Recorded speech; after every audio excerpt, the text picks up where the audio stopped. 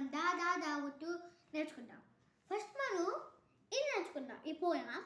Second మనం spellings నేర్చుకుంటాం. Third మనం ఏం నేర్చుకోద్దో ఇది చేసుకుందాం. బిడ్డ తింటుంది లడ్డు, గడ్డి తింటుంది గుడ్డు, ఒంటికి కావాలి గుడ్డు, పంటకి కావాలి తెడ్డు. ఇప్పుడు మనము స్పెల్లింగ్స్ తెలుసుకున్నాం. గుడ్డు అంటే ఎగ్, మీకు బాగా తెలుసు.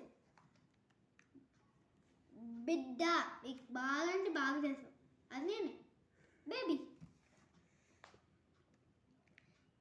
గిడ్డలి గొడ్డలి మీకు తెలుసు, మీకు బాగా అంటే తెలీదు, ఇది యాక్స్.